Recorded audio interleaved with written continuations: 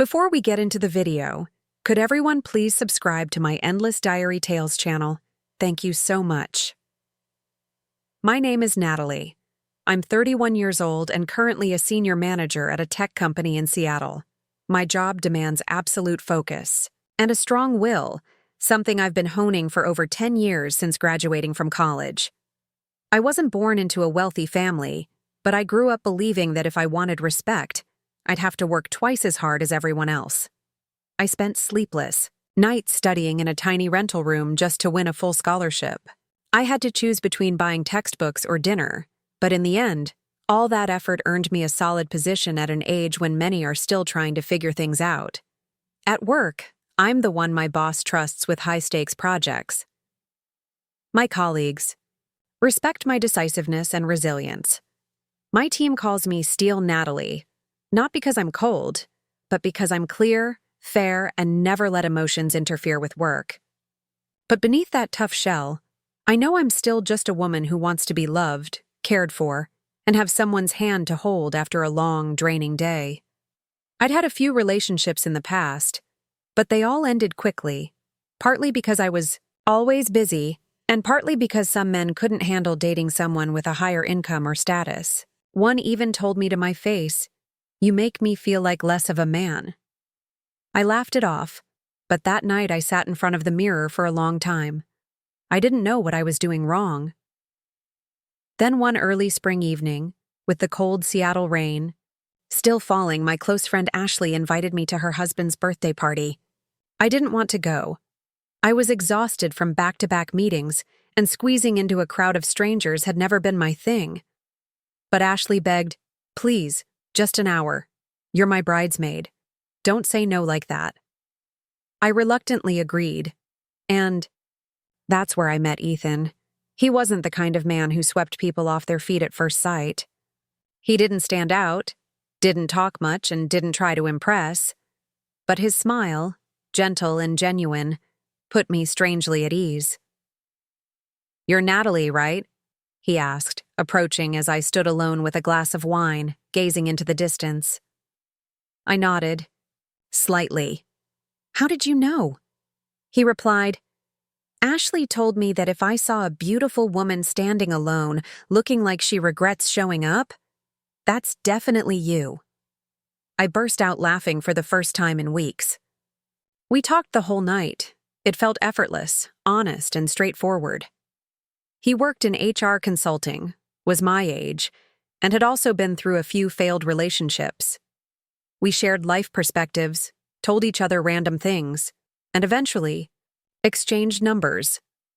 I didn't overthink it at the time. I just felt light. Then Ethan started reaching out. Morning texts, checking in after my long meetings, sending cute dog videos just because he knew I had a golden retriever when I was little. I began looking forward to his messages, and after 2 months of getting to know each other, he said he wanted something serious. I don't believe in fairy tales, but when Ethan said, "I don't care if you're more successful, make more money, or come home late from work, I just need to know if you're happy with me," my heart stirred in a very real way. I said yes, and year later, we got married. I thought happiness had finally found me, but I was wrong. So wrong. Our wedding was simple and warm, held in a small garden north of Seattle where we had our first date under the drizzling March rain. It wasn't glamorous like the stuff of dreams, but to me, that moment was enough because the man standing beside me had held my hand through some of life's toughest days. Ethan's parents, Carl and Diane, surprised me at first with how open and kind they were. Diane gave me a hand-knit shawl saying, "Just a little gift for a daughter-in-law who works in an office. It's easy to get chilly."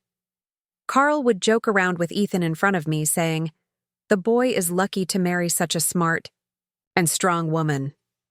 I laughed a lot at those family dinners. I even thought maybe I really did get lucky. After the wedding, Ethan moved into my 2-bedroom condo in the city, close to work, near a park, and just a 15-minute drive from my office. Married life felt peaceful in the beginning. We split house, chores, cooked together on weekends, and every night before bed, Ethan would place a hand on my forehead and whisper, "Good night, my wife." Then, one October evening, just after I returned from a client meeting in Portland, Ethan said slowly, "There's something I want to talk to you about. My parents." I sat on the couch and slipped off my heels, my feet sore from the day. "What's going on?" "My parents' health hasn't been great. Dad has high blood pressure, and Mom's getting forgetful. I'm really worried." I nodded. "Yeah, I get that, but we don't exactly live close." Ethan paused, then said something that made me freeze. "I want us to move in with them, or at least convert their old house into a duplex." I looked up.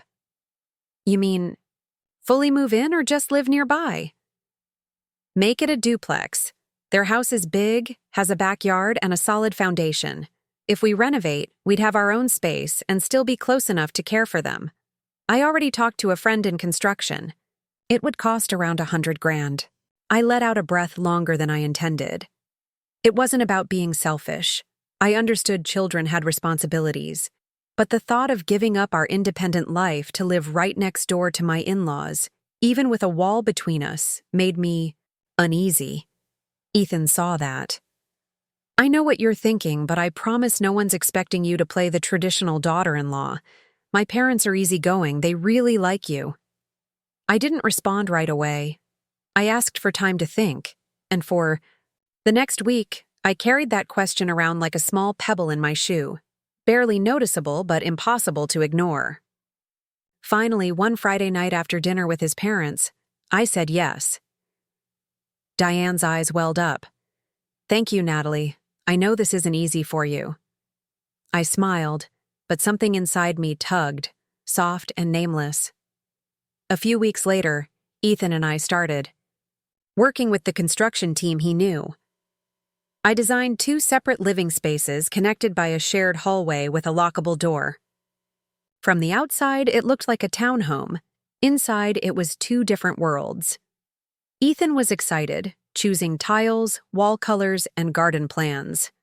I, on the other hand, started to feel like I was stepping into a project that I wasn't fully in control of. I was included in the conversations, but big decisions like taking out loans or selecting materials seemed to come more from him and his parents. One evening, while I was reviewing the detailed budget sheet, I asked, "Babe, so how are we splitting the $100,000 cost between both sides?" Ethan looked a little caught off guard. "What do you mean?" "I just want to know the breakdown. How much are we paying, and how much are your parents paying?" Ethan was silent. A long, very long pause. Then he spoke softly. "I was hoping you could front the money for now. My parents are going through a bit of financial trouble." I sat upright. "Are you saying I'm covering everything?" He held my hand. "Not everything.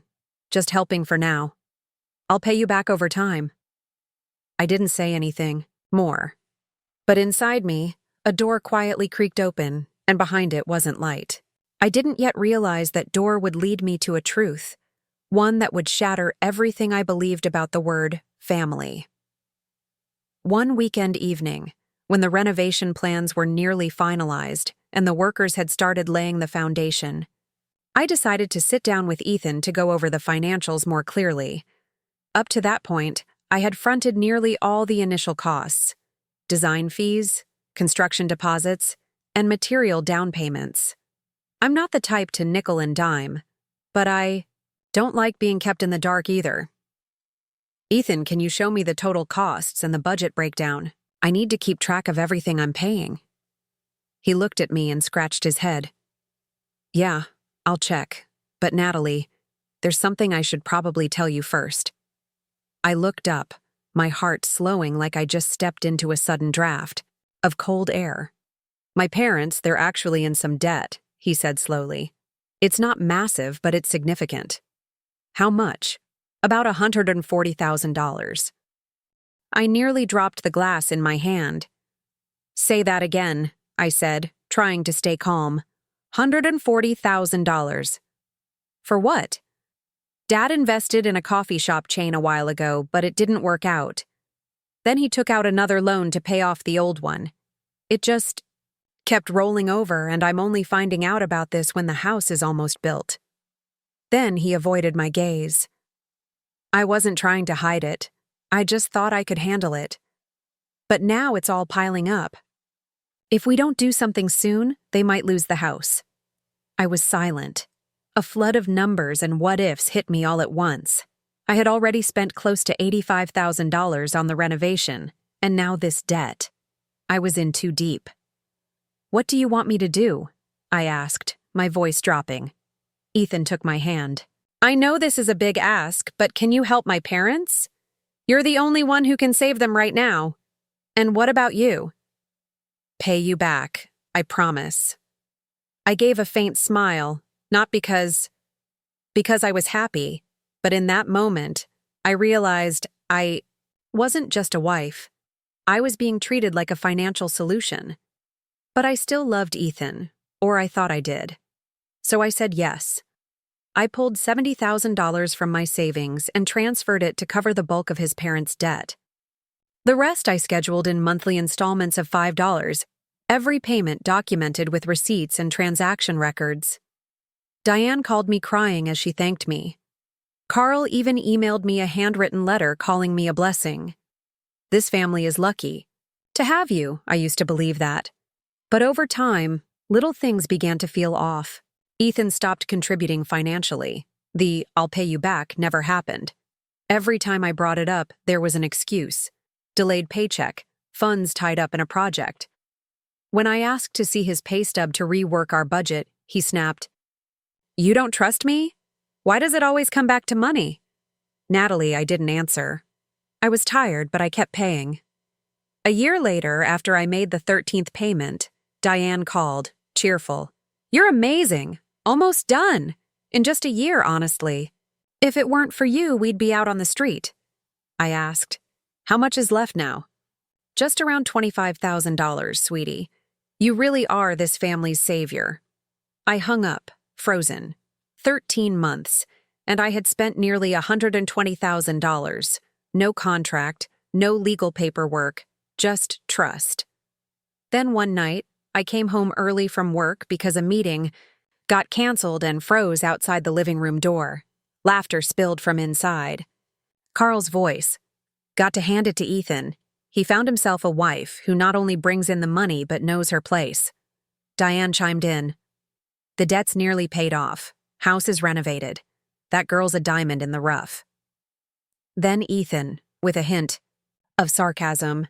"Yeah, but once it's all done, maybe I should cut her loose. Sooner or later she's going to start asking questions." I don't know how long I stood there, clutching my purse, heart pounding so loud I couldn't hear.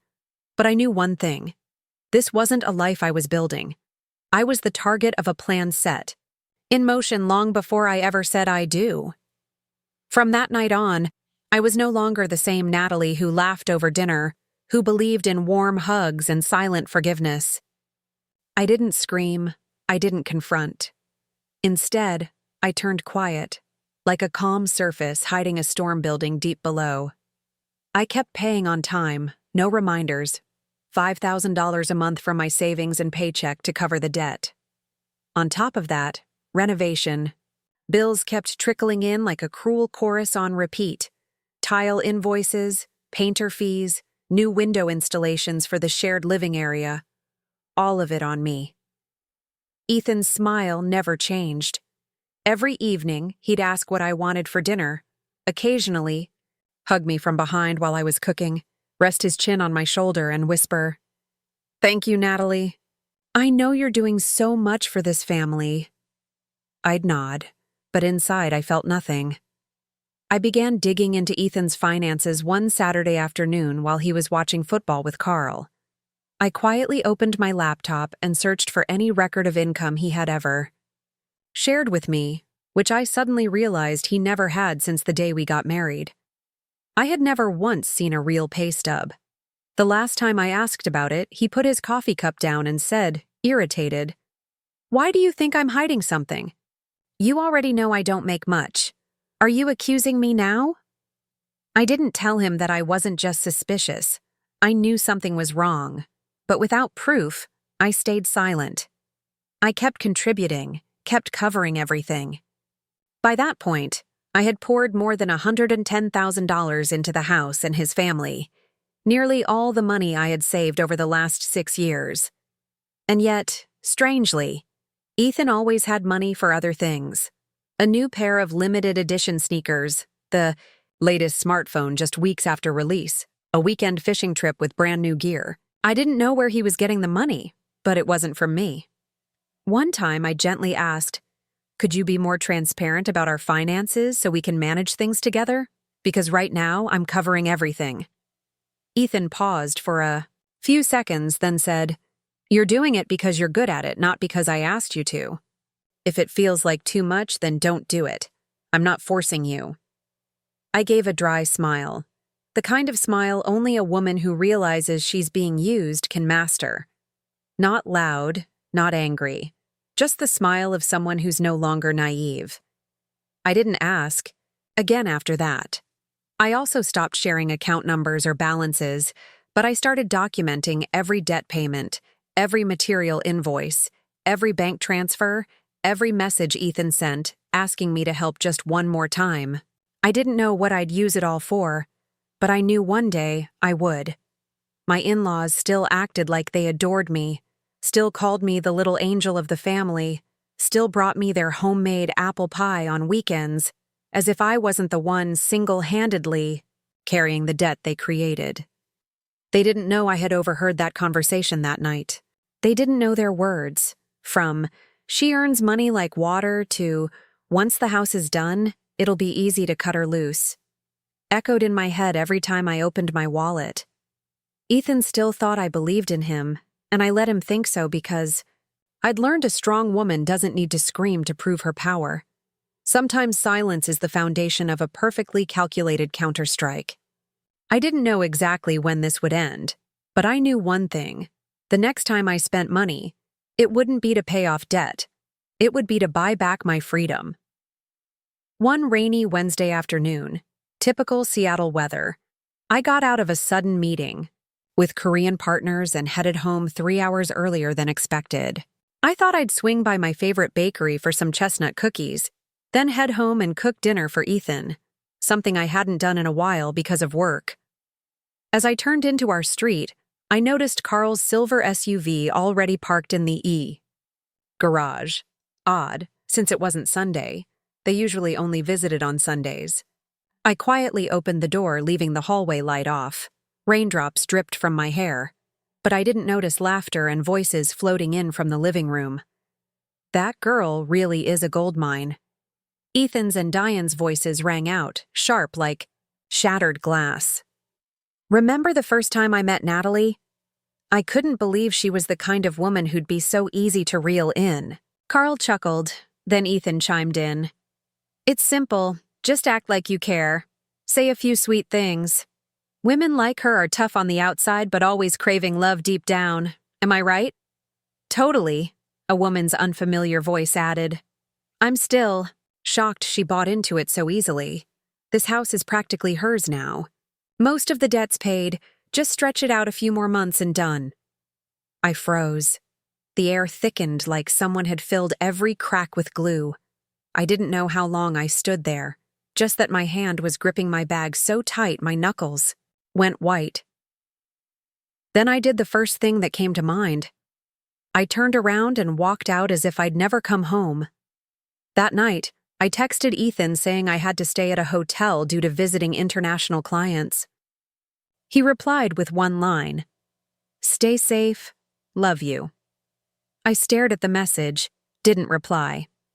Inside, everything shattered.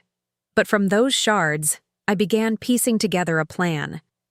I didn't cry, didn't rage, didn't explode like some drama scene. I hit record. The next time I came home, I brought a tiny recorder tucked into my coat pocket. I acted tired, buried in work, as if I didn't notice that night's dinner included a new woman introduced as a business associate. I smiled, poured wine, made small talk. But inside, I was capturing every glance, every fake smile. I also quietly compiled a complete breakdown of our financial history. Every dollar I had spent over 2 years of marriage, renovation, debt payments, living expenses, all of it logged in a confidential file. I sent a copy to my attorney with a note. Do nothing, just keep this. Then I began the process of transferring the house into my name. Initially, for the sake of transparency, I had suggested we be co-owners, but now I had someone handle the transfer of Ethan's share to me under the pretense of property tax optimization. I also proceeded to file a civil suit against Ethan and his girlfriend, the blonde woman I saw in my kitchen that day, for adultery and breach of marital ethics in Washington. While adultery doesn't directly affect divorce rulings, if there's financial harm and evidence, the guilty party can still be held accountable under civil law, alimony included. I had everything: recordings, photos, texts, and even a statement from a delivery worker who had seen her coming and going while I was away. Claudia filed a compensation claim for $75,000, including emotional distress, personal property damages, and legal expenses. But it didn't stop there. I also filed to recover the $60,000 I had fronted during the renovation and debt repayments, complete with transfer receipts and a handwritten IOU Ethan had begged me to sign when he first asked for help. They were cornered. What used to be a loosely held facade had now become a complete picture, one painted in betrayal and covered in fake smiles. Ethan finally showed up at the first mediation. Gone was his smug confidence. He looked exhausted. Tense, he looked at me and quietly said, "I know I messed up, but Natalie, if you push this, I'll lose everything." I replied coolly, "You bet. Everything the moment you betrayed me. Losing it wasn't my doing, it was yours." His girlfriend didn't show up for the hearing, but through her lawyer, she sent a settlement offer, willing to pay part of the damages if her name remained confidential. In court, I accepted, not because I forgave her, but because I knew the sharpest blow doesn't come from shouting. It comes in silence, and I wasn't done playing my end game. As for my ex-in-laws, after receiving the demand letter, they called me in tears, pleading, painting themselves as victims. Carl choked out, "Natalie, you were once our daughter-in-law. Do you really want to destroy this family?" I cut him off, my voice steady. "I'm not destroying anything. Your family just assumed I didn't know how to fight back. Now I'm simply taking what's rightfully mine." They fell silent. I knew with people like them, those who never admit fault, loss is the only lesson that ever sticks. But I wasn't waiting for them to change. I didn't need them to. My life had already moved to a new chapter, one where I held the wheel and no one could grab it from me again. Ethan and everyone on his side had become nothing more than side characters in a story I had already cleared from my shelves. I never thought I'd one day sign papers to sell the house that was once my home, the place I poured so much time, money, and emotion into. But I finally understood. No matter how beautiful a house may be, it's just 4 walls if all it holds is lies and manipulation. The Lakeview property was reappraised after renovations, and with the real estate market booming, I received an offer just 1 month after listing. A young couple offered $200,000, exactly what I'd hoped for. They loved the dual-space layout, especially the kitchen I had redesigned from scratch. After deducting all the renovation and personal investment costs, I walked away with a net profit of over $40,000.